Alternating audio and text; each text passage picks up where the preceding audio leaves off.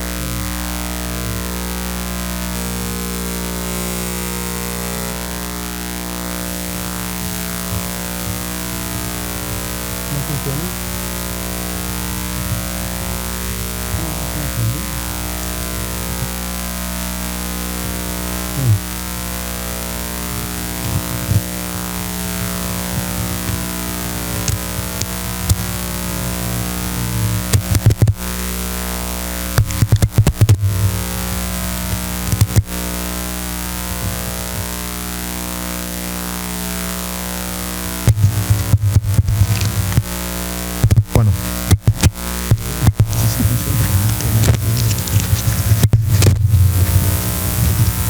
Sí, bueno.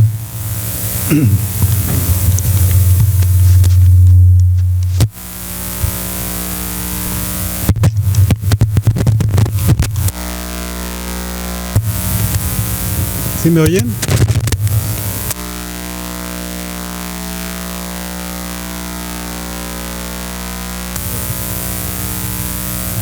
Vamos a orar. Gracias, bendito Padre, te damos, Señor, por este día, por esta reunión, Señor, por este grupo. Te damos gracias, Padre. Te pedimos, Señor, que tu palabra, Señor, sea, Señor, anidada en nuestro corazón y en nuestra mente, para que podamos ver, Señor, las bondades tuyas y que podamos, Señor, estar atentos a lo que tú nos dices, a lo que tú nos das y a lo que esperas de nosotros. Te bendecimos, Señor, en este lugar.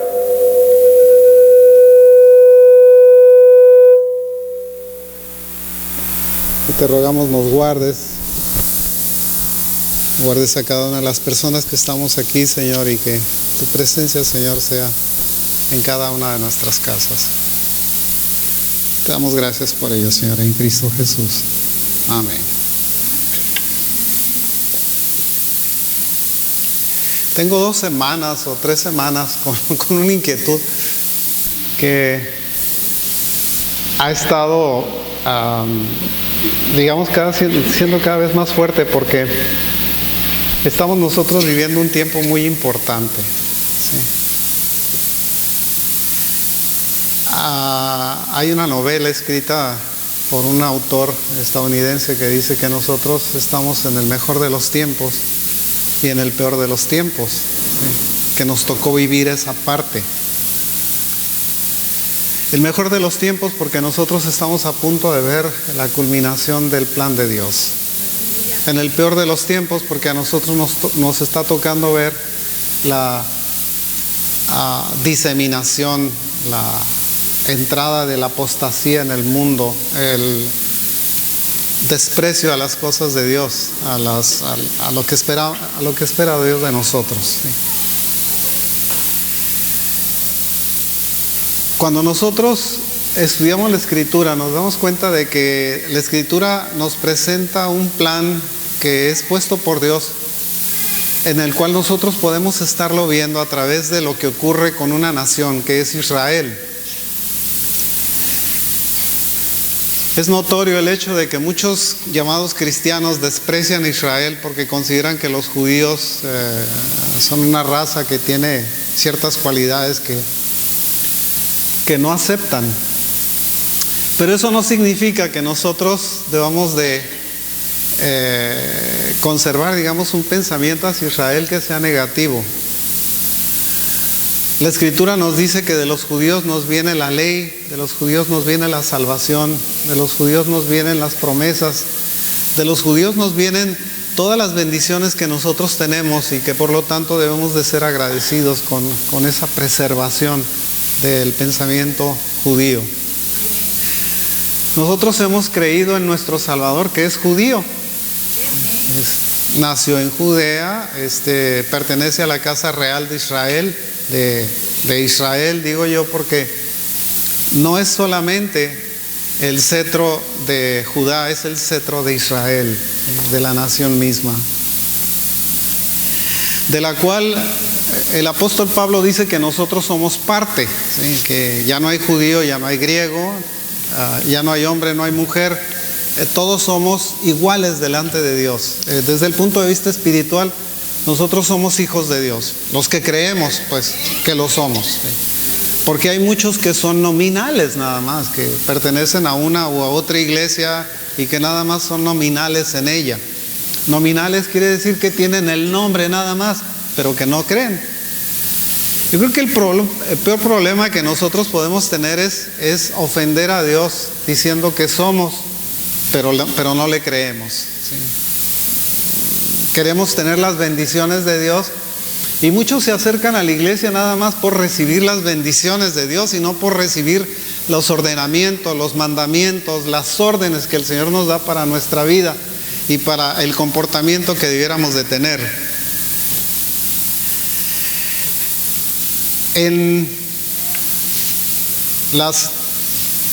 Déjame ver la segunda carta a Timoteo, capítulo 4, verso 3. El Señor nos hace una advertencia porque todo esto es por inspiración del Espíritu Santo.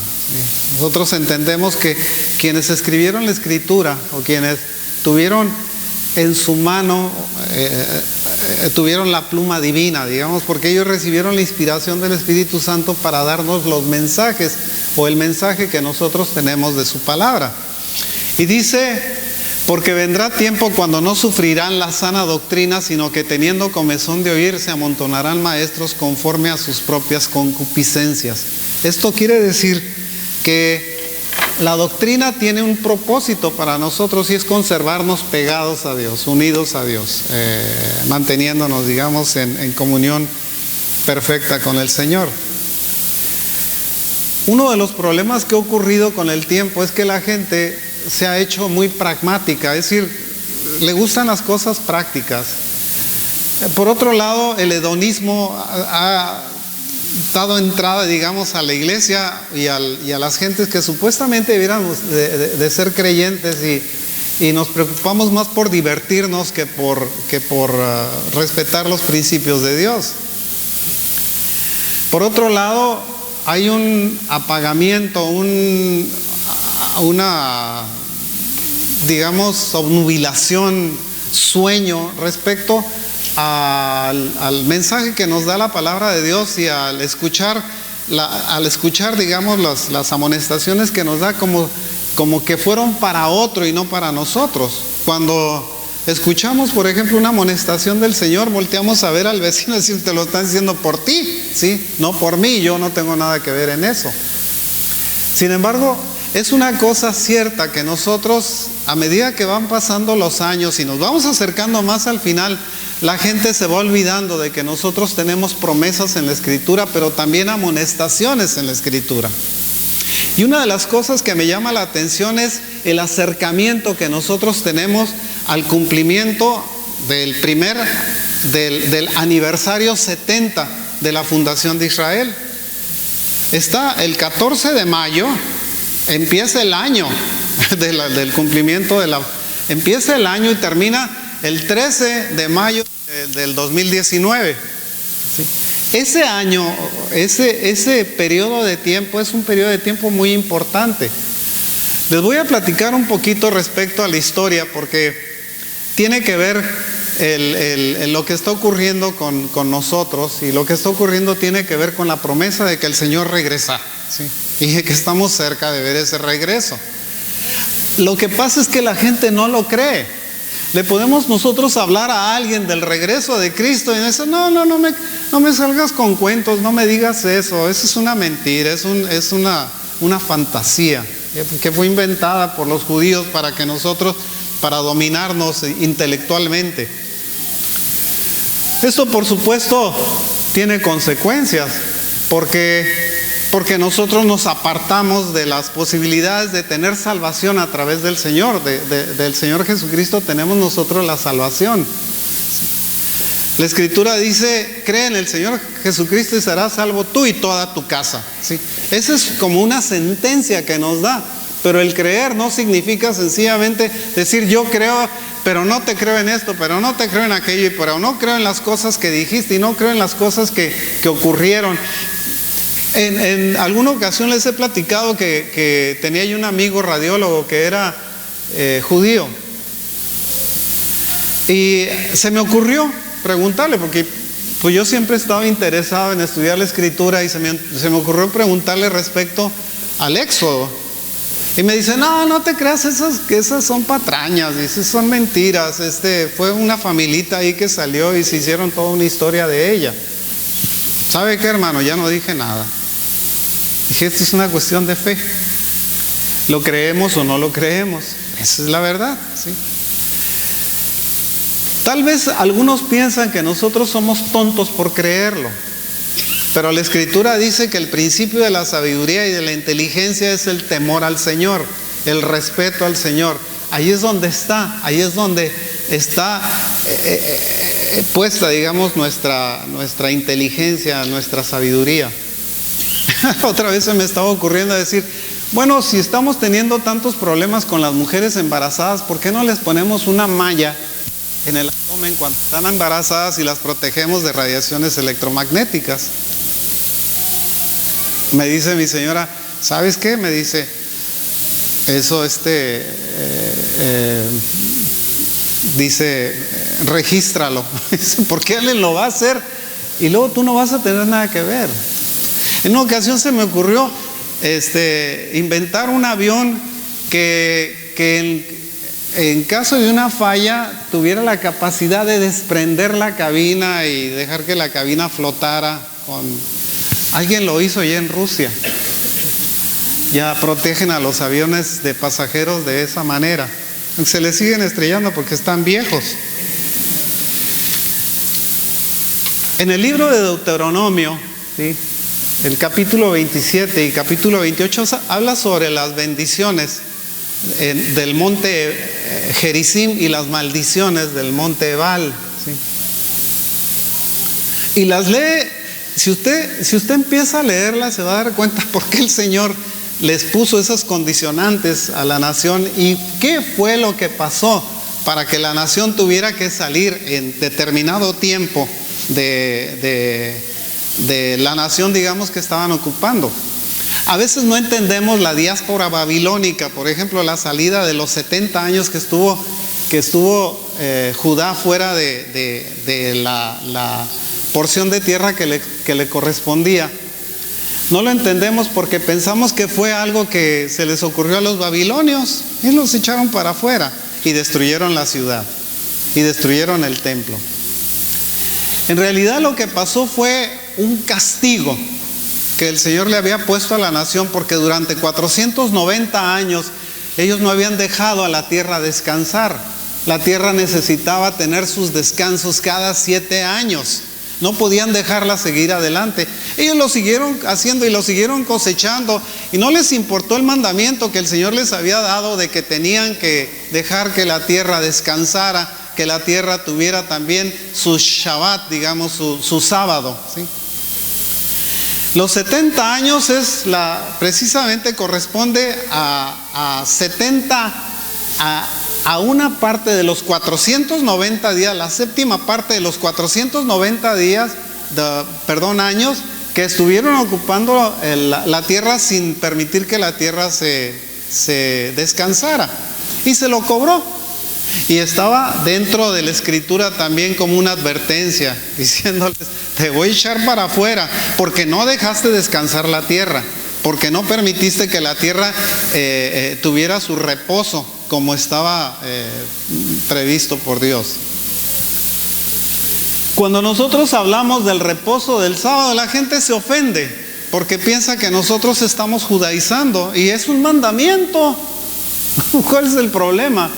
Es un mandamiento que deberíamos de respetar, y de respetarlo de una manera muy solemne, y sin embargo no lo hacemos.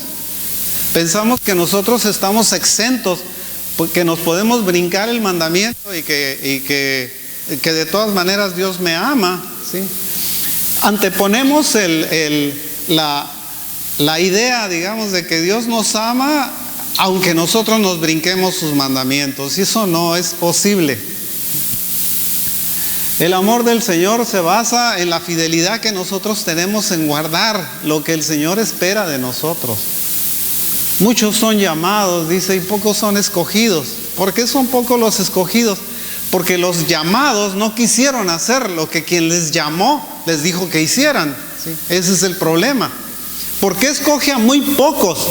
Fíjese, durante toda la historia, desde Abraham hasta la fecha, digamos, de toda la historia, el Señor siempre ha tenido un remanente de creyentes.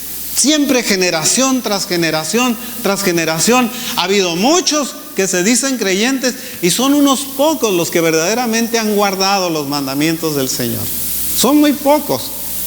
Cuando nosotros vemos en la actualidad las iglesias están muy preocupadas en mantener a la gente entretenida, poniéndoles bailes, poniéndoles cantos, poniéndoles como si fuera un circo. El púlpito se ha convertido en un circo para los demás, porque lo que quieren es diversión, no quieren oír la verdad.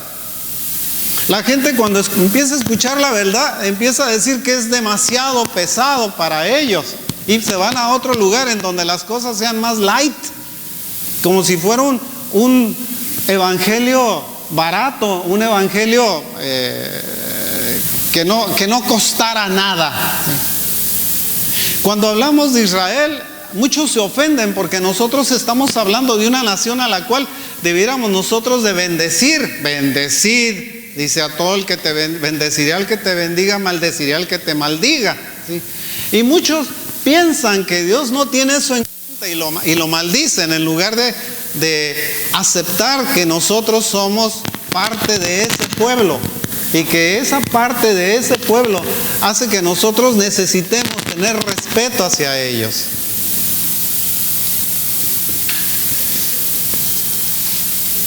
Fíjese lo que dice Isaías 66:8. Dice: la razón por la cual nosotros ¿quién oyó cosa semejante? Dice. ¿Quién vio tal cosa? ¿Concebirá la tierra en un día? ¿Nacerá una nación de una vez? Pues en cuanto Sión estuvo de parto, dio a luz sus hijos. Ese fue el cumplimiento de esa profecía. La nación de Israel nació el 14 de mayo de 1948. El 14 de mayo de 1948. Para el 14 de mayo de del 2018 se van a cumplir 70 años. Es cosa curiosa. Cuando vemos nosotros la diáspora babilónica, vemos que el Señor les puso ese castigo durante 70 años. Daniel hablaba en el capítulo 9, estaba mencionando el hecho de que 70 años estaban dispuestos para la nación de Israel. 70 años. ¿Cuáles años estaba hablando? Está, por un lado, una profecía de 70 años, que es el tiempo que le dispone a la nación, y por otro lado es una profecía de tiempo de 70 años multiplicado por 7, o multiplicado como días de semana, en donde da otra vez la cantidad de años hasta que naciera el Mesías príncipe y hasta que muriera el Mesías príncipe, y se cumplió al pie de la letra. En el año 444 fue cuando empezó la cuenta final. Es del 444 al año 30 del Señor Jesús, que fue el año 33 o el año 30 del Señor Jesús, fue que se cumple la profecía de las 69 semanas a la muerte, dice, hasta la muerte del Mesías. Quienes leen esto dicen: no, es pura coincidencia, es imposible que sucedan las cosas así. Pero si nosotros vemos la Escritura, nos damos cuenta de que la Escritura es como si fuera un complejo matemático que no entendemos. A medida que va pasando el tiempo, vamos captando más la idea de lo que está ocurriendo, porque a medida que va pasando el tiempo nos estamos acercando más a la verdad bíblica. Los que se quieren acercar a la verdad bíblica, hay quienes quieren mantener esa verdad rechazada. Yo he escuchado predicadores que dicen que ya no hay profetas, que después de Juan el Bautista dejaron de haber profetas. No es cierto. El Señor puso para la iglesia apóstoles, evangelistas, pastores, maestros, y dentro de ese grupo puso a los profetas también. Dice apóstoles, profetas, evangelistas, pastores y maestros. Si fueran 5, les dicen los 5 ministerios. La razón de eso fue porque el Señor quería o tenía la intención de que nosotros nos conserváramos pegados a Él a través de la enseñanza que alguien nos traía.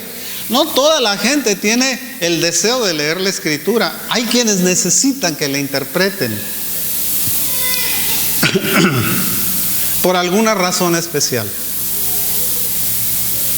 Hay una cosa interesante en la historia.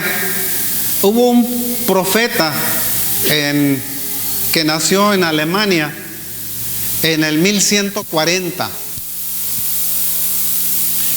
Él dispuso 16 jubileos. Un jubileo dura 50 años.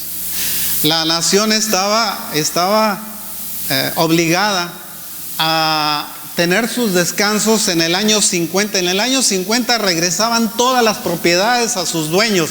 Los esclavos eran liberados. Las cosas volvían a tener borrón y cuenta nueva para la nación. No había enriquecimiento por apoderamiento de bienes raíces. Si una gente cedía su propiedad porque tenía necesidad, inclusive se podía declarar esclavo, y una persona que tenía las posibilidades lo tomaba como esclavo. Durante esos 49 años podía estar sirviendo como esclavo y su tierra pertenecer a alguien. Pero al año 50 él salía libre de la esclavitud y su tierra regresaba a él. Eso no pasa en México, ¿verdad que no? Seguimos nosotros, vendemos una propiedad y jamás volvemos a ver la propiedad. Nos pueden hacer un fraude con la propiedad y jamás recuperamos la propiedad. ¿Por qué? Porque eso es lo que pasa. Tenemos nosotros un sistema en el cual cuando somos dueños de algo y nos deshacemos de aquel algo de lo que somos dueños, ya no regresa a nosotros. Este hombre llamado Yehuda ben Samuel, ¿sí?, hizo una profecía. Era un rabino muy anciano que vivió 77 años. A partir de su muerte, dijo que cuando él muriera, las cosas se iban a ocurrir de esta manera. Dijo, habrá 16 jubileos. Estamos hablando de 50 años por jubileo. Estamos hablando de 800 años de jubileo. Habrá 16 jubileos. Los primeros 6 jubileos va a estar libre la tierra, va a pasar de un lado a otro, se van a pelear por ella, van a hacer, pero a partir del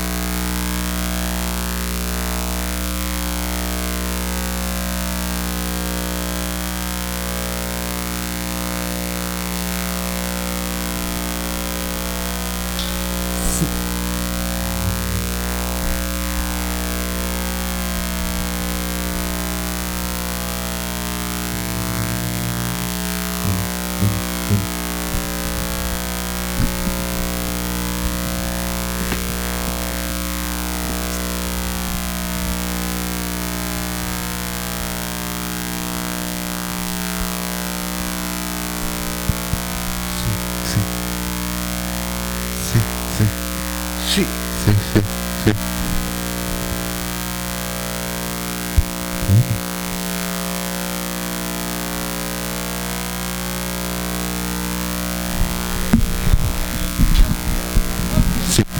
Sí, pero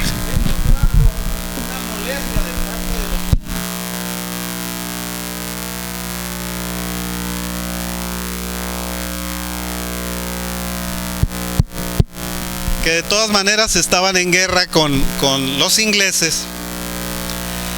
Se creó un conflicto porque no querían ceder la ciudad de Jerusalén. Finalmente la ciudad fue cedida en una conflagración que duró del 17 de noviembre al 30 de noviembre, en donde arrasaron con los turcos otomanos, los echaron fuera de Jerusalén. Y el general Allenby, que era el jefe de las fuerzas de ocupación, entró a pie a la ciudad de Jerusalén por respeto a que era la fiesta o estaba en proceso la fiesta de Hanukkah. El primer ministro de Inglaterra dijo que les iban a regalar la tierra como regalo de Navidad. ¿Sí? Después, esto fíjese que fue la parte que cumplió la profecía de este rabino que murió en el 1217. Cumple la profecía, y la profecía siguió diciendo: durante un jubileo más la tierra será de nadie. Desde 1917 hasta 1967 la ciudad de Jerusalén no le perteneció a nadie. Era una ciudad internacional. Era una ciudad que no tenía una regencia, que no había quien mandara dentro de ella. Hasta que viene la guerra de los 6 días. En la guerra de los 6 días, la guerra de los 6 días empezó el 5 de junio de 1967 y terminó el 10 de junio de 1967. Se le llama la guerra de los 6 días.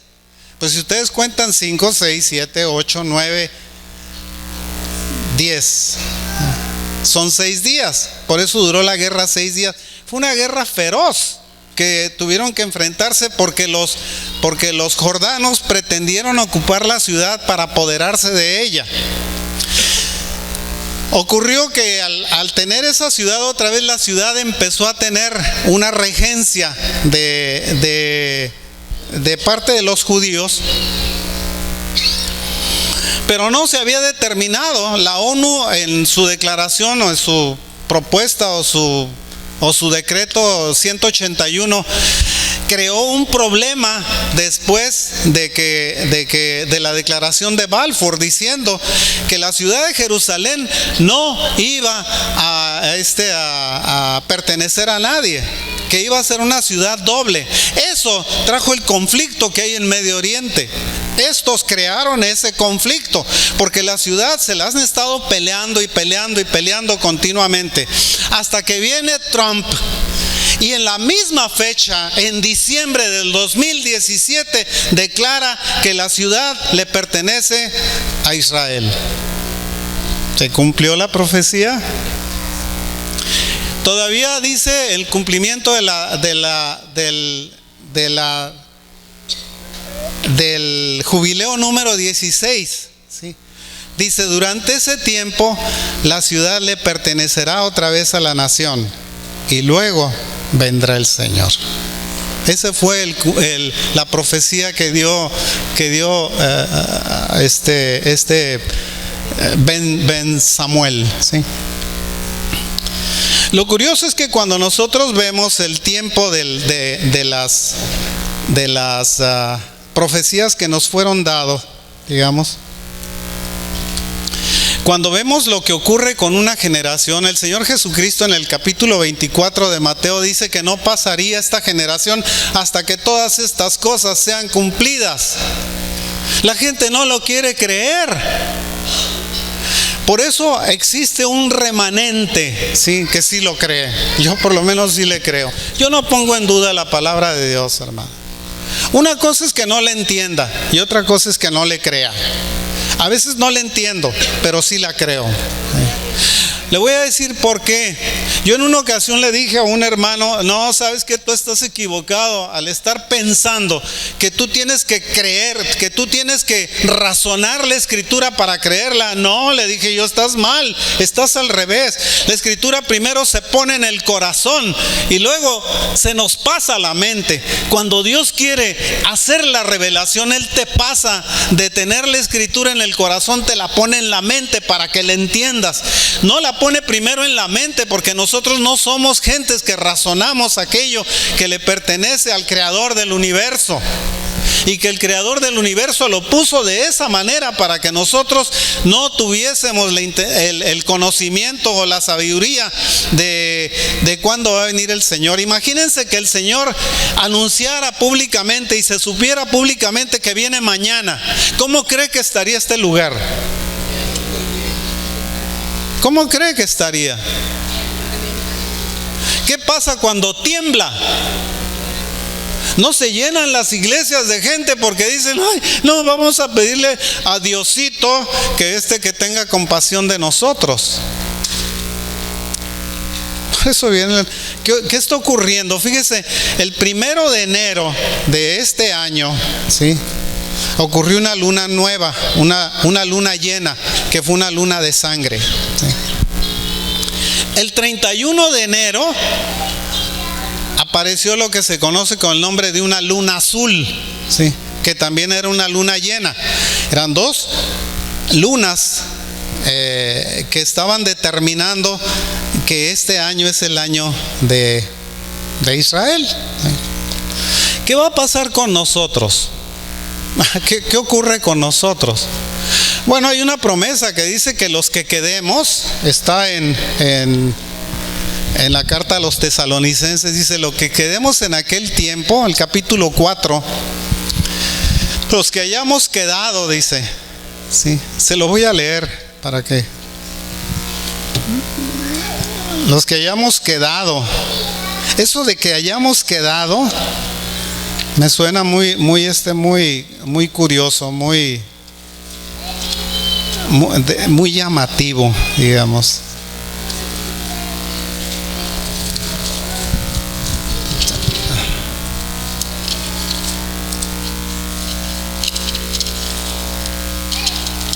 Dice lo que dice: tampoco queremos, desde el verso 13 dice: tampoco queremos, hermanos, que ignoréis acerca de los que duermen, para que no os entristezcáis como los otros que no tienen esperanza. Porque si creemos que Jesús murió y resucitó, así también traerá Dios con Jesús a los que durmieron en él. Por lo cual os decimos esto en palabra del Señor, que nosotros que vivimos, que habremos quedado hasta la venida del Señor, no precederemos a los que durmieron. Porque el Señor mismo, con voz de mando, con voz de arcángel y con trompeta de Dios, descenderá del cielo, y los muertos en Cristo resucitarán primero. Luego nosotros, dice, los que vivimos, los que hayamos quedado. Fíjese, es bien notable la expresión esa: los que hayamos quedado, ¿sí? Porque no sabemos que en ese tiempo, en el tiempo en el que estas cosas sean determinadas, ¿qué vaya a ocurrir? Una cosa sí tengo yo segura, ¿sí?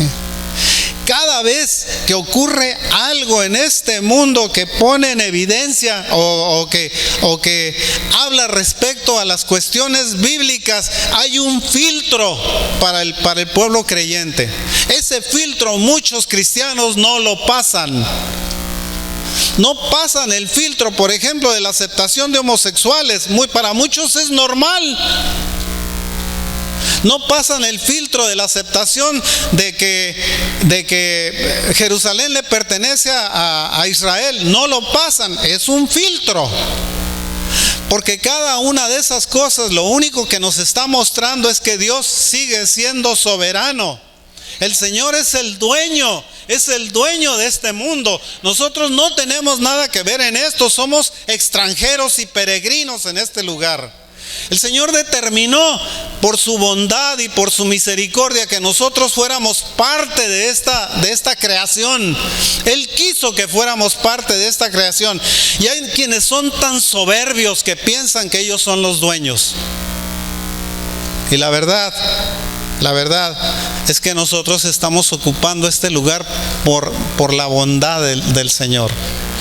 Porque el Señor nos ama y porque el Señor nos amó y porque el Señor, a pesar de nuestros errores, nos sigue amando. Pero cuidado, porque el amor tiene sus límites en la justicia de Dios. El Señor es un Dios justiciero también. No es solamente un Dios de amor como lo han querido presentar. Es que Dios es amor, ya lo sé. Si no fuera Dios amor, ninguno de nosotros estaríamos aquí. Pero Dios es justicia, porque dentro de ese amor el Señor espera que nosotros tengamos fidelidad hacia Él y le creamos. No se trata de que nosotros sencillamente estemos de cuerpo presente, sino que nuestro espíritu esté aquí. Dice el Señor, el tiempo vendrá cuando los verdaderos adoradores adorarán al Padre en espíritu y en verdad. ¿Sí? No solamente en presencia, sino en verdad, en espíritu y en verdad. Y la forma de adorar al Señor en espíritu y en verdad es creyendo en el Señor Jesucristo, porque Él es el camino, la verdad y la vida. Y no podemos llegar al Padre si no es a través de Él. Pero hay quienes no lo creen. Consideran que el Señor Jesucristo es un invento, un farsante. Se burlan de Él.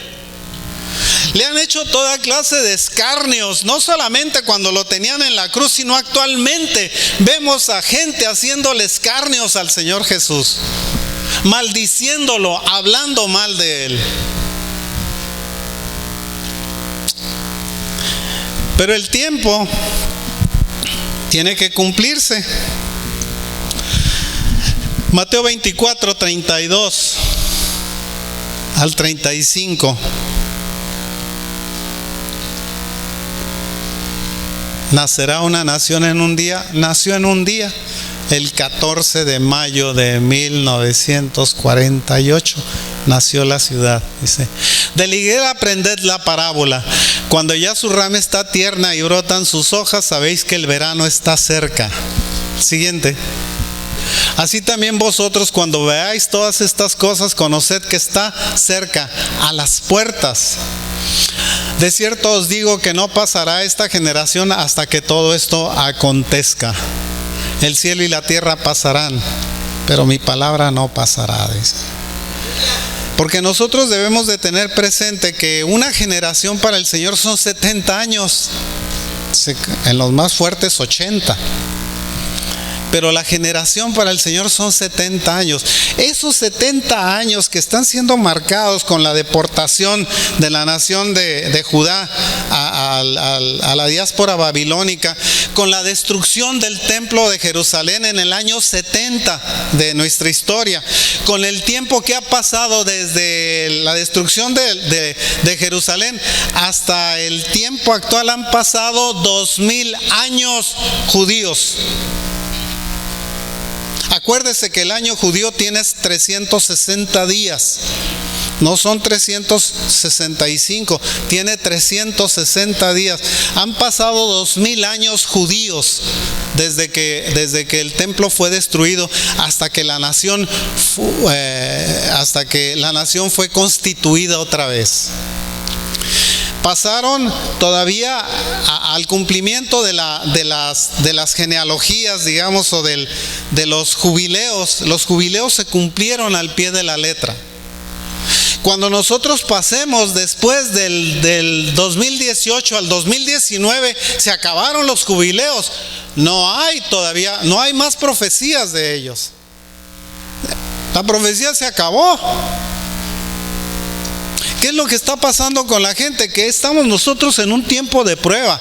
¿Lo crees o no lo crees? Esa es tu historia. ¿Sí? Tú sabes lo que vas a creer. Pero esta es una advertencia. Y es una advertencia, ¿por qué? Porque a medida que nosotros más nos acercamos a ese día, más debemos de estar pendientes y más debemos de estar consagrados al Señor.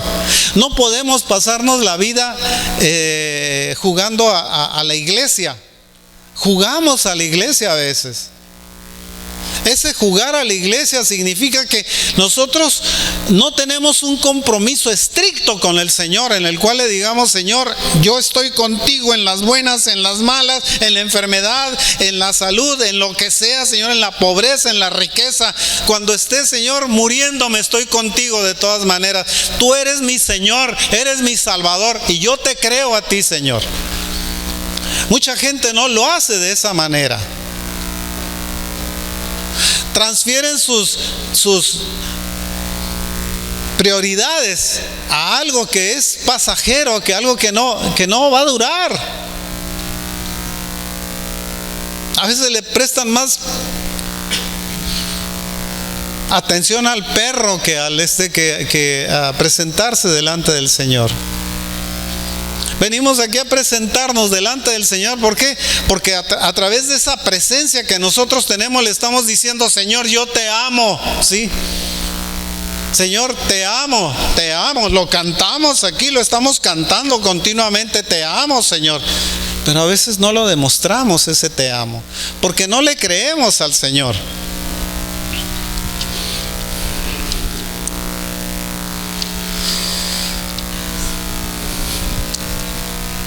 En el libro de Zacarías, en el capítulo 12, habla sobre la personalidad del Señor Jesús. Y en una ocasión, en aquel tiempo me gustaba entrarle a los pleitos doctrinales, ¿sí? Y tuve una confrontación con un jefe o con un director, no me acuerdo cómo le decían, de Testigos de Jehová. Hice un pacto con él diciéndole: tú me hablas 15 minutos, yo te hablo 15 minutos. Sí, en tus 15 minutos expones los que son las ideas de Detroit. Yo en los 15 minutos te voy a exponer lo que son las ideas de la Biblia. Sí. Accedimos a tener esas pláticas, y durante la primera vez que nos vimos, ¿sí? Estuvimos platicando. Yo le platicaba sobre lo que la Escritura decía respecto a Jesús, y él me platicaba sobre lo que Detroit decía respecto a Jesús. En aquel tiempo pensaban que Jesús era un ángel, ¿sí?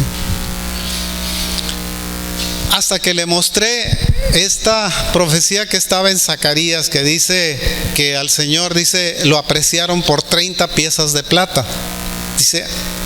Dice, hermoso precio con el cual he sido valuado o he sido comprado.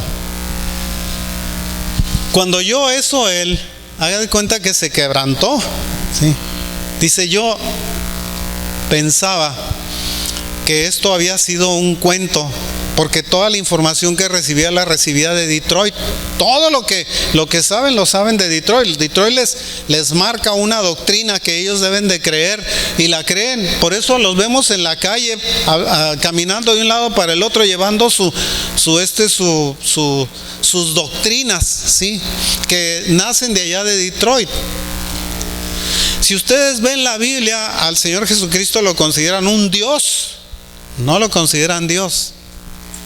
Esto los hace politeístas. Nosotros somos monoteístas. Nosotros creemos en un solo Dios. Punto. Tiene 3 personalidades, lo creemos. Esas 3 personalidades son fácilmente explicables. Yo soy esposo de mi esposa, pero soy padre de mis hijos, y soy hijo de mi madre y de mi padre. Es cierto, y soy la misma persona. Las personalidades de relación que nosotros tenemos o que podemos tener en un momento dado no cambian lo que nosotros somos. El Señor Jesucristo es identificado como Emmanuel, Dios con nosotros. No es identificado como un ángel que vino y le dijo: sí, Señor, heme aquí, yo pago y tú te asumes, digamos, el mérito de haberlo hecho, ¿sí?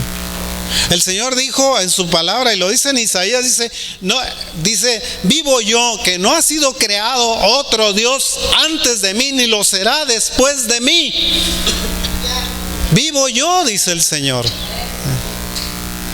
Dice, yo soy celoso, soy único, soy el único. Entonces, cuando nosotros recibimos al Señor Jesucristo, nosotros estamos recibiendo al único Dios que hay en este mundo, que se encarnó, que se hizo carne para poder pagar por nuestra vida y comprar nuestra vida, porque nosotros entregamos nuestra vida en el Edén. La razón de esto es porque debemos de ser personas que le creen al Señor.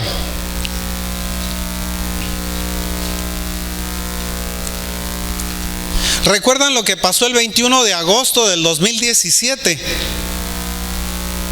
Ya no se acuerdan. Fue un juicio de las naciones, fíjense. ¿Recuerdan que el sol cruzó Estados Unidos desde el oeste hasta el este no, fue al revés. Desde el oeste, no, fue del oeste al este, ¿sí? Aquel eclipse que les pasó. Sí fue así, ¿verdad, Arturo? Fue de oeste a este. No fue al revés, ¿sí? Empezó primero en el oeste y terminó en el este. Y hay otro que va a cruzar en un eclipse que va a ir así, ¿sí? Este fue así, y este fue así, como si le estuvieran diciendo, estás reprobado. ¿Se acuerdan lo que nos ponían cuando nos reprobaban en la escuela? Que nos hacían una prueba y nos ponían en la respuesta una palomita, o nos ponían una cruz, estás reprobado, ¿sí? El mundo, hermanos, como está actualmente, a los ojos de Dios está reprobado. Pero hay quienes han pasado, o quienes están para ser aprobados. La razón de esto es porque nosotros estamos en este mundo como en una prueba. Tenemos toda la vida para hacer esa prueba. Ese resto de nuestra vida es un tiempo que nosotros deberíamos dedicar para el conocimiento del Señor. El principio de la sabiduría es el temor al Señor. ¿Cómo podemos nosotros obtener ese respeto hacia el Señor si no conociéndolo? No se puede respetar a alguien que no conoces. El asunto, fíjese, cuando usted ama a alguien, ¿sí? Cuando usted ama a alguien, una de las características que tiene el amor que usted le tiene a esa persona, ¿sí?, es que usted lo admira. Dentro del amor que le siente por él, siente admiración por esa persona. ¿Cierto o no? No puede haber un matrimonio en donde el esposo no admire a la mujer o la mujer no admire al esposo, porque no se quieren. No hay amor entre ellos, hay algo que es falso. Tiene que haber admiración. Te admiro porque tienes los ojos bonitos, ¿sí? O porque me gusta tu pelo, o porque me gusta tu manera de caminar, o porque me gusta tu inteligencia, me gusta tu desarrollo intelectual, me gusta lo que sabes. Hay una admiración dentro del amor. Bueno, del amor que tenemos hacia el Señor. Nosotros admiramos al Señor porque el Señor es creador de todas las cosas. Él hizo de la nada algo. Los científicos actualmente están diciendo: no, pues no se puede crear nada, algo de nada, ¿sí? El sabiondo de Stephen Hawking ya por fin empezó a decir: no, pues será cierto, no se puede hacer algo de nada, ¿sí? Y antes aseguraba y juraba que no había Dios y que Dios era el producto de que dos átomos se pusieron de acuerdo para hacer una molécula. De veras que se necesita ser tonto para no creer en Dios, con perdón de los tontos. Sí. Para no creer en Dios. La razón de eso es porque nosotros debemos de tener presente en todo momento que no podemos ganarle a la inteligencia de Dios.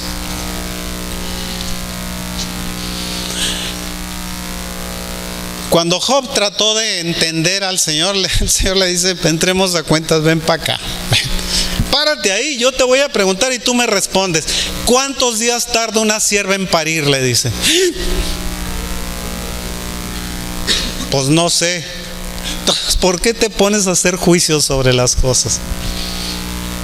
¿Cuál es la razón de que pretendas desafiar el conocimiento de Dios? A veces lo desafiamos y empezamos a pensar que lo que está ocurriendo en el mundo es producto de la casualidad y de la bondad de los hombres, y de que Estados Unidos tiene un presidente que fue puesto por Dios, hermanos. Sí. Aunque nosotros no lo entendamos y nos estén tratando de lavar el coco diciéndonos que nos la va a levantar una bardona que nos va a tapar el sol. Eso no es cierto. Y si la levanta, tiene mucho derecho de hacerlo. ¿Que usted no levanta bardas alrededor de su casa para que no se le metan las ratas? Dígame si no es cierto. O si tiene una gente que está viviendo ahí, que está ilegal, ¿no lo echa para afuera? ¿Cuál es el problema entonces? Cortinas de humo. Esa es la verdad. Vamos a echarle al del norte para que el del sur no se esté limpiecito todo el tiempo. Cortinas de humo, cortinas de humo. Sí. Ezequiel 11 del 17 al 21. Estoy pegando de brincos, hermanos, de esa manera. Sí. Di por tanto, así ha dicho Jehová el Señor: yo os recogeré de los pueblos y os congregaré de las tierras en las cuales estáis esparcidos, y os daré la tierra de Israel. ¿Sí? Fíjense, es una promesa que el Señor hizo en Ezequiel, porque los había echado para afuera y se los había advertido: los voy a echar para afuera. Y sin embargo, dentro de la bondad del Señor dice: volverán allá y quitaré de ella todas sus idolatrías y todas sus abominaciones. ¿Sí? Y les daré un corazón y un espíritu nuevo pondré dentro de ellos, y quitaré el corazón de piedra de en medio de ellos, de su carne, y les daré un corazón de carne. ¿Sí? Sí, les va a cambiar el corazón. ¿Qué es lo que está pasando? Que hay muchos que están regresando al Mesías, están viendo a Jesús como el Mesías. ¿Por qué? Pues yo siempre he visto la salvación de esta manera, hermano. La salvación es como un camino que nos lleva al Señor. ¿Sí? Pero ese camino tiene uno que va por la derecha y otro que va por la izquierda. En un tiempo, el camino que va por la izquierda es el camino de Efraín, o el camino del mundo, el camino de los gentiles. El camino de los gentiles estaba cerrado en una puerta que estaba en la división de los caminos, que hacia para un lado se cierra, era un batiente, y para el otro lado se cierra. Al cerrarse de un lado se abre del otro. ¿Sí? La puerta, cuando el Señor Jesucristo murió por nosotros, empezó a hacer esto y se cerró a la nación judía. Se le cerró y a nosotros nos dio la oportunidad de entrar. ¿Sí? Eso se llama el tiempo de la gracia. ¿Sí? Nosotros estamos en el tiempo de la gracia, pero la gracia, hermanos, se está cerrando. Y está entrando la nación, ahora la nación judía. Mientras que la nación gentil, ¿qué está haciendo? Está despreciando los principios de Dios. Ya no lo respetan como antes. Se han olvidado de que nosotros somos un pueblo que fue redimido por la muerte del Señor Jesucristo. Ya no creen en esa muerte. Somos un pueblo que tenemos nosotros la obligación de amar al pueblo judío. No lo quieren hacer. Somos un pueblo que tiene la obligación de respetar los mandamientos del Señor. Son opcionales. Somos un pueblo que no debe de matar. Matamos. Somos un pueblo que debe de orar, no oramos. Somos un pueblo que debe de alabar a Dios, no le alabamos.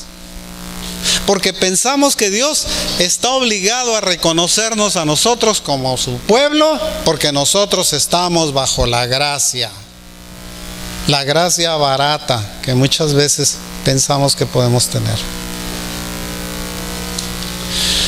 Cuando yo me convertí, cuando nosotros, mi esposo y yo nos convertimos al Señor, ¿sabe qué hacíamos? Nos íbamos de la iglesia porque en la iglesia no creían muchas de las cosas del movimiento del Espíritu Santo que estaba ocurriendo en otros lugares. En ese tiempo era nuevo. En ese tiempo no conocíamos de sanidades, no conocíamos de milagros. Había que irlos a buscar a determinados lugares porque en la iglesia en donde estábamos no creían en ellos. Era letra, y la letra mata, dice, el Espíritu es el que vivifica. Íbamos a buscar las cosas espirituales y nos íbamos hasta el cajón. Nos escapábamos para irnos a ver a un hermano que estaba ministrando ahí en el cajón, que hacía, en donde veíamos milagros, y nosotros nos quedábamos asombrados porque no pensábamos que esas cosas ocurrieran. Estaba empezando un movimiento de milagros en la iglesia. Cuando nosotros empezamos con ese movimiento aquí en Tijuana, ¿sabe qué? Nos corrieron. Yo nunca me he salido de una iglesia, nunca me he salido, me han corrido. Es decir, con mucha honra lo digo, me han corrido. La primera vez que me corrieron porque yo protesté respecto al bautismo de niños. Me dijeron, mira hermano, aquí hacemos las cosas de esa manera, si no le gusta, ahí está la puerta. Y pues escogí la puerta. ¿Sí? ¿Sabe por qué? Porque yo no quería ser partícipe de cosas así. Yo trataba de ver la escritura como una forma de vida. En otra ocasión me tuve que salir de otra porque le dije al hermano, usted es medio rata, ¿sí? Era cierto, fíjese, habían puesto dinero para comprar una iglesia, una congregación que era de más de 300 gentes. El hermanito los había hecho hipotecar sus casas para poderle dar dinero para comprar la propiedad. A fin del tiempo, esas propiedades o esas hipotecas los tuvieron que pagar cada uno de ellos y se quedaron sin templo. Oye, regrésales el templo, no seas rata, regrésales, el templo es de la gente. No, yo hipotequé mi casa, sí, pero ellos también. Estás hablando de una gente contra 100 gentes que hicieron eso. Esas 100 gentes tienen derecho. No les concedió el derecho. Todo se paga, hermanos. En este mundo todo se paga. Todo se paga. Si nosotros hacemos un mal, lo vamos a pagar. Si no aquí, lo pagamos en el otro lado, pero lo vamos a pagar. El asunto es que a través de la historia nosotros vamos viendo que el Señor nos va modificando, porque nos quita lo que nosotros tenemos de malo y nos va poniendo cosas nuevas, nos va renovando, nos va haciendo mejores, va creando en nosotros algo que nosotros podemos sentir como un cambio en nuestra vida. Les hablaba de este acontecimiento que va a ocurrir este 14 de mayo, porque no crea que en ese día, ¡pum!, se acabó todo, no. De ese día empieza el último año, ¿sí? El año 70, que termina el 13 de mayo del 2019. Y de ahí para adelante, ¿qué va a pasar? Yo no lo sé. Yo no estoy diciendo que el Señor va a venir, pero no sé qué va a pasar. Pero tenemos que tener presente que estamos nosotros cada vez acercándonos más al tiempo, digamos, de la venida del Señor. Mire lo que está pasando en el mundo. Temblores. Ya no nos asustan los de a 6. De veras, la gente no se asusta con un temblor de 6 grados. Les viene un temblor de 7 y ya se están acostumbrando a los de 7. Cuando se venga un temblor de 10, entonces van a empezar a buscar en dónde meterse. Nosotros no tenemos temor de eso, hermanos. Mire, el Señor puede venir cuando quiera. Estamos listos para cuando venga el Señor. Debe de estar listo todos los días. Día a día debe estar listo, porque esa noche el Señor le puede venir a decir: he venido a pedir tu alma. Sácatelas. Me agarraste viendo una película de pornografía. Sí. Esta noche vengo a pedir tu alma. Necio. Se da cuenta de que día a día nosotros debemos de conservarnos en la virtud que el Señor nos ha llamado, y debemos nosotros de creerle al Señor, y debemos de ver las cosas como el Señor nos las plantea, no como el mundo las está planteando. Mire, yo tengo un video, hermanos, que lo saqué por ahí de internet. Tengo un video que dura 1 hora. Es una vergüenza ver lo que está pasando en muchas iglesias. Es una vergüenza de veras. Si no puede ser que estos se digan creyentes evangélicos. Hay muchos que se están casando, hombres con hombres y mujeres con mujeres, dentro de la iglesia, hermano. Hay otros en donde las pastoras están así y están así, porque se arreglaron. Toda la gente les gusta ponerse pues vestiditos apretaditos. Toda la gente las está viendo y, wow, qué pastorcita tan atractiva, ¿sí? Porque no están exhibiendo, no están presentando la palabra de Dios, están exhibiéndose públicamente. Claro, a quien le gusta el espectáculo, están llenando esos lugares. El mismo tipo de allá del Vaticano saca un librito así y empieza así: les voy a leer la carta. ¿Lo ha visto alguna vez? ¿Alguna vez lo ha visto que lea la Biblia? ¿Alguna vez? ¿Lo ha visto alguna vez? Jamás, no la toca. Tal vez sepa los principios que tiene, pero muchas cosas le cree y otras cosas no le cree. Empezando, la primera, dice el Señor en su palabra: no tendrás dioses ajenos delante de mí. No, quita ese, borra ese. No te harás imagen de lo que está arriba en el cielo, ni abajo en la tierra, ni te inclinarás delante de ellos, ni los adorarás, porque yo soy Jehová, tu Dios fuerte, celoso, que visito la maldad de los padres sobre los hijos hasta la 3ª y 4ª generación, y hago misericordia a aquellos que me aman y guardan mis mandamientos. No, quita ese también, porque nosotros necesitamos tener a San Juan, San Judas, San Cudo, San Cocho, Sanitario, Sanatorio, a todos esos, sí, porque esos sustituyen al único Dios verdadero. Eso no lo han leído y pusieron uno que es muy bonito, que es el resumen de la ley: amarás al Señor tu Dios con todo tu corazón, con toda tu mente y con todas tus fuerzas. Pero los mandamientos son específicos. Eso de amar a tu Dios con todo tu corazón, con toda tu mente y con todas tus fuerzas, tiene también un principio. La mente, esto que tenemos aquí arriba, que nos sirve para pensar, ¿sí? Esto que tenemos aquí arriba que nos sirve para pensar, necesitamos nosotros llenarnos con esto. Esto es lo que necesitamos llenarlo aquí, que le entre a la cabeza. Otros a veces pensamos que a Dios lo podemos amar así, ¿cómo le diré? Platónicamente. Yo a Dios lo amo platónicamente. No, yo a Dios lo amo porque lo conozco. Empecé a conocerlo cuando empecé a conocer quién era Cristo. Eso fue la diferencia. Yo antes creía en Dios, como muchos creen en Dios. Pero cuando empecé a conocer a Cristo, empecé a entender quién era Dios verdaderamente. Fue hasta que me fue presentado el Señor Jesucristo, hasta que entendí por qué murió el Señor Jesucristo, cuáles fueron las razones que lo llevaron a la cruz. ¿Por qué tuvo que ir a morir en la cruz? Pudo haberlo hecho diciendo sencillamente todos están perdonados, pero no era la cosa de esa manera.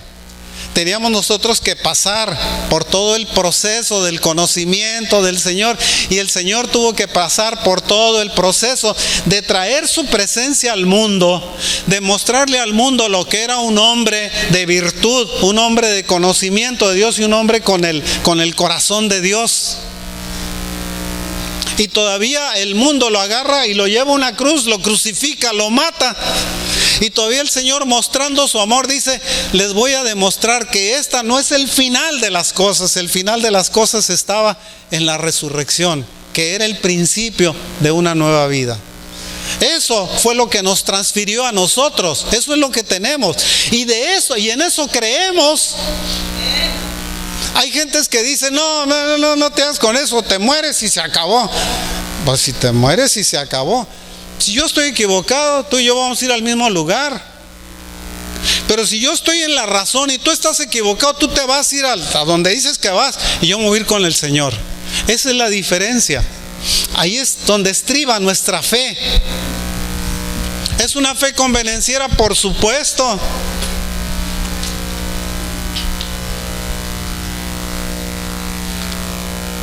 Dice el Señor: todo te es permitido, pero no todo te conviene. ¿Sí? Bueno, acepta las cosas que te convienen. No es porque seas convenenciero. Yo estoy con el Señor porque el Señor me prometió que yo iba a tener vida eterna y que iba a tener salvación y que iba a ser justificado. Eso me conviene. Puedo ver las cosas así: no, es que yo a Dios lo amo. No, espérame, hay una razón dentro de ti. Existe algo que te impulsa a que tú sigas siendo un creyente y sigas creyéndole al Señor. Hay una razón dentro de eso. Nosotros no podemos amar a Dios así porque me iluminó el coco y ahora amo a Dios. No puede ser de esa manera. Necesitas tener un principio, un conocimiento. Cuando usted se hace novio de una muchacha, o cuando la muchacha se hace novia de usted, ¿sí? ¿Qué es lo que hace primero? La ve, está cuero esta, ¿sí? La ve, hay una atracción hacia ella, ¿sí? Ella lo ve a usted y hay una atracción de usted hacia ella. Esa atracción es una atracción mutua. Y se empiezan a conocer, empiezan a platicar, empiezan a tener una relación que los va haciendo más íntimos, digamos, más dentro del conocimiento de uno al otro, hasta que un día deciden: ¿sabes qué? Yo no puedo pasar mi vida lejos de ti. Y la muchacha dice: pues yo tampoco. ¿Qué te parece si nos casamos? Pues nos casamos. Eso es un amor que nace del conocimiento. ¿Qué te parece si de un día para el otro nos vamos? Te acabo de conocer, nos vamos a Las Vegas y nos casamos allá. Una semana después están divorciados, porque nunca intimaron entre ellos, nunca hubo conocimiento de uno al otro. Cuando nosotros estamos con el Señor, nosotros agarramos la Escritura y empezamos a leer la Escritura, nosotros intimamos con el Señor, nosotros empezamos a entender lo que el Señor espera de nosotros y lo que nosotros podemos esperar de Él. La Escritura está llena de promesas, hermanos. Está llena de promesas, pero está también llena de obligaciones. Está llena de mandamientos, está llena de preceptos, está llena de formas.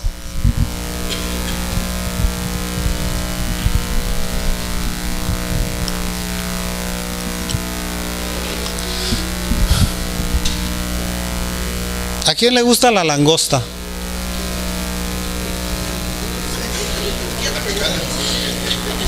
Le tengo una mala noticia: la langosta está prohibida porque es un animal rastrero. Imagínese que se come un sopilote. Imagínenselo. Me encantan los sopilotes. Imagínenselo. El Señor le dice: no, vas a comer de esto y de esto y de esto. Y no le dice por qué. Sencillamente le dice que no lo haga. ¿Sabe por qué? Porque la ley lo protege. Cuando hay un alto, existe un alto porque ese alto es su protección para usted.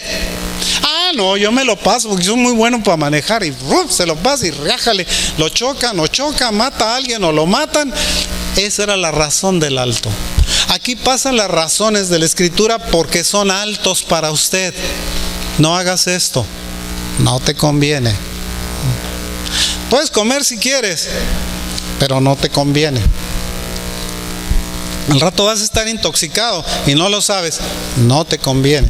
Por eso les decía yo, les voy a inventar a las mujeres embarazadas una malla que las proteja de radiaciones electromagnéticas, porque tal vez esa sea la causa por la cual están naciendo niños con tantos problemas. Paténtalo, me dice mi señora. Es como paténtalo. Al rato alguien lo va a inventar, porque es una cosa cierta. ¿Sí? Al rato, en una ocasión, fíjese, le dije yo a un maestro de patología allá en México, estábamos en tercer año. Le digo, oiga maestro, él era como mi tutor. Le digo, oiga maestro, le digo, y yo la verdad siempre con mucho respeto a la gente. ¿Qué le parece si dentro de la cirrosis le cortamos un pedazo al hígado y lo dejamos que se recupere? Me dice, no se puede hacer. ¿Por qué no se va a poder hacer? No se puede hacer, dice, porque se regenera la fibrosis otra vez. Bueno, dije yo, si él dice que no, pues no ha de ser. Pero sí se puede. Si usted evita la formación de la fibrosis otra vez, su hígado se va a regenerar. Ya lo sabía yo siendo estudiante. La razón por la cual nosotros no vamos más allá es porque nos limita alguien, ¿sí? La razón por la que muchos no van más allá con el Señor es porque alguien los está limitando, diciéndoles, eso no lo creas, eso no es cierto, eso es una mentira, o eso no ocurre, hermanos. Tú di que amas a Dios. Acuérdate que la Escritura dice que Dios es amor y que nosotros estamos bajo el amor de Dios, y que te baste eso. No, eso no es suficiente. Nosotros tenemos que tener el conocimiento de qué es lo que va a pasar, qué es lo que está pasando, qué es lo que podemos esperar del Señor, qué es lo que va a ocurrir el día de mañana, qué va a ocurrir el día 14, hermanos. Mi pueblo perece por falta de conocimiento. Nosotros podemos perdernos a causa de que estamos dejando pasar la evidencia del tiempo. Dice,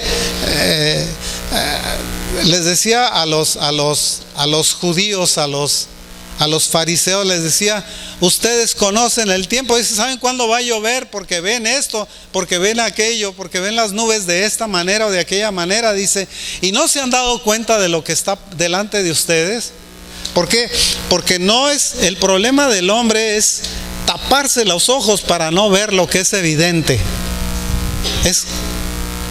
No hay peor ciego que el que no quiere ver. Y hay mucha gente que no quiere ver, que no quiere ir más allá, que no le interesa, que tal vez dice, no es mi problema, es asunto del mundo, yo no tengo nada que ver. Nosotros somos los que podemos cambiarlo, hermanos.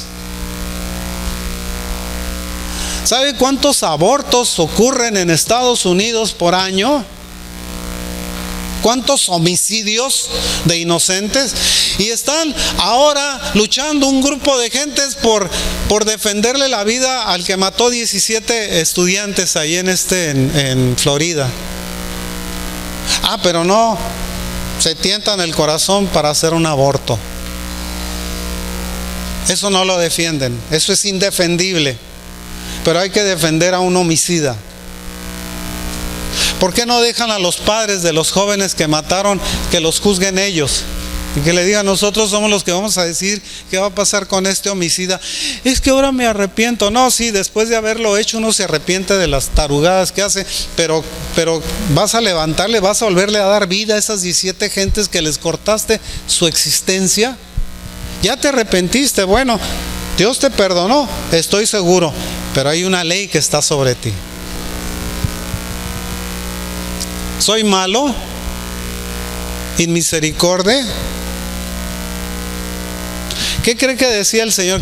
¿Qué pensaría el Señor al hacer ese juicio? No ha leído la Escritura. respecto a la forma en la que el Señor trataba a las gentes que estaban haciendo tales cosas?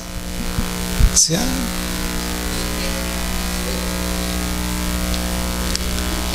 Mátalos, dice, ¿para qué? Para que no cunda el pecado en la nación. ¿Sí? Ahí tienen la nación llena de homicidas. Se meten a balacear en las escuelas. ¿Por qué? Porque tienen acopio de armas y sus padres o sus tutores o los que sean no le dicen, oye, ¿por qué tienes 5 rifles de asalto? Digo, tienes un acúmulo de armas aquí. El FBI, no va a pasar nada, es bueno, muchacho, está bien. Y al rato trata, entonces sí, ¿qué va a pasar con la muerte? Ve, que no están previendo lo que va a pasar. Ocurre lo mismo en la iglesia. La iglesia no está previendo lo que va a ocurrir. Estamos en un tiempo de decisión. ¿Qué vamos a hacer a ese respecto? ¿Vamos a seguir pensando o jugando o haciendo que nosotros somos creyentes cuando la verdad nos hemos olvidado de a quién le debemos de creer? El 14 de mayo, hermanos, se cumple el inicio del año 70 de